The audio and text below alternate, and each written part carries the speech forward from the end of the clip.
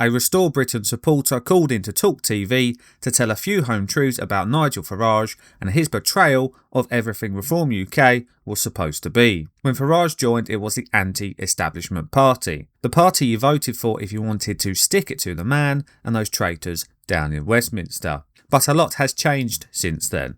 This caller had to pretend to be a raging lefty just to get past the gatekeepers and to get on air. These presenters thought they were going to have a good laugh at an unhinged lefty, but instead they found themselves up against a patriot who completely exposed Reform for what it's actually become, the Tories 2.0. Have a look at this. And I think we've got Mark in Lincolnshire who's going to tell us that he is a raving lefty.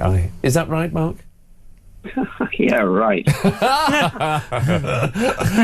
What would you like to say, Mark? I got excited then. as far as acceptable right-wing parties go, I'm pretty far onto the right, because I'm a Restore Britain member. Right, okay. It's definitely not on the left. So you're definitely not on the left. You're a member of Restore? I am, yes, mate. Okay. Did you want to ask something? No. Well, what did you want to say? No, because I've got it in front of me that you think, but you know, Restore are okay. They're new. They seem to have an online traction. They might be sort of featuring in impulses, but they're not going to go on to form the next government, are they? Surely. I think they can. Yeah, I genuinely do. I wouldn't have joined them if I didn't think there was a possibility of it. I think there's a movement there, and some level of awakening of the, nearly 45% of voters that never vote. If you notice the Great Yarmouth, the 10 seats they won in Great Yarmouth in the councils. If you actually go and look at the actual data there, the voter turnout was really bloody high, far higher than it had been for 46% local elections. Yeah, it was pretty high for that area for local elections. It's a party that seems to be doing something. We see that in the current situation. I won't mention the place, but you know what I'm on about. Thank you. We see that. Yes. No, I know exactly. We see that happening now. I mean, at the end of the day, Charlie, I'm sorry if this causes you any problems, but you look at what Reform post out. They posted an internal poll last week, so I think Wednesday or Thursday last week. And on this poll, it squared them up 10 points ahead of Labour, and they were bragging about it.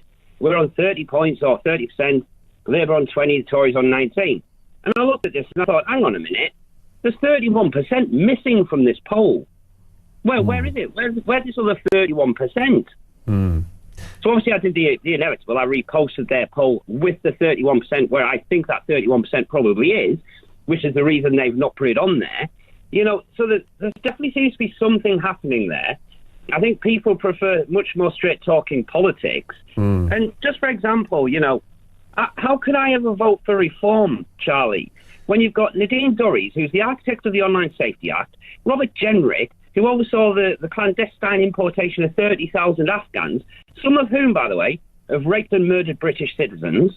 Nazim Zahawi, vaccine mandate that cost thousands of NHS and care workers their jobs. Suella Braverman that oversaw the initial 1.3 million immigrants of the Boris wave.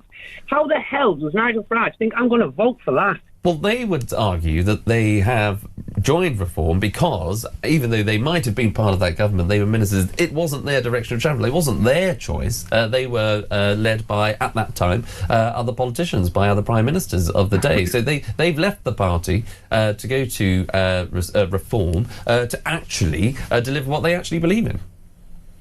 Really? Well, at the time, they were all selling it pretty hard, weren't they? I mean, Robert Jenrick, he's a classic example, isn't he? I mean, he wrote a whole piece telling us how resettlement of Afghans was a national project. You're telling me he's had a Damocles moment and he's suddenly Mr. Right Wing and he wants rid of loads and loads of illegals. Really? Honestly, I mean, I'm sorry, Charlie. It takes a hell of a lot more than that. I'm not going to buy into something that I just do not trust. Well, you go on their website, they've got about 12, 14 policies on their website. Yeah. You open up, you click the read full policy button, and what you get is 2 paragraphs on nothing. Well, don't. Just a statement. No, well, not the full policy, apparently. Well, I knew that might be true. I don't know. I'll check it out after this. But don't apologise, is what I was going to say, is because you've answered. Thank you very much, Mark. You've answered my question. Really, what I was going to ask you is. They didn't see that one coming, did they? You can see the look of resignation on their faces when they realise he's going to tear into reform, not from the left, but from the right. Whoopsie, who let him on air? We might actually have ourselves someone who operates outside of the liberal paradigm. Someone who might go a little off script. And listen to the cope from the presenter. You really believe Nadine Dorries has just had a change of heart? Or that Robert Jenrick is now all in on stopping the boats? Have a laugh, will you? But I suppose at least these fellas are paid to look the other way, as opposed to die-hard reform voters who actually believe this nonsense. And then come the excuses. Trying the old, it wasn't their choice, they were led by other politicians and prime ministers. Well, that just isn't going to cut it, mate. These people have blood on their hands and can never be trusted again. Not that half of us ever trusted them in the first place. In a real country, they'd all be tried for treason, and we all know they'd all be found guilty too. So if they didn't want to go along with the madness, why didn't they just quit? If they felt so strongly about it, no one was stopping them from walking away. Maybe they could have stayed in the party and tried to oust the leadership. Maybe, at the very least, they could have publicly spoken out against these disastrous policies. Maybe, just maybe, they could have done their bloody jobs and implemented the will of the British people. But no, that would be asking too much. Who do you think you are, asking for representation in a democracy? And finally, the caller sums it up perfectly. How the hell does Nigel Farage think I'm going to vote for that? Exactly. How is Farage going to fill Reform's front bench with Tories, the same people who spent years in power ruining the country, and then with a straight face ask us to vote for him? This is how stupid they think you are. This is how little they think of your intelligence.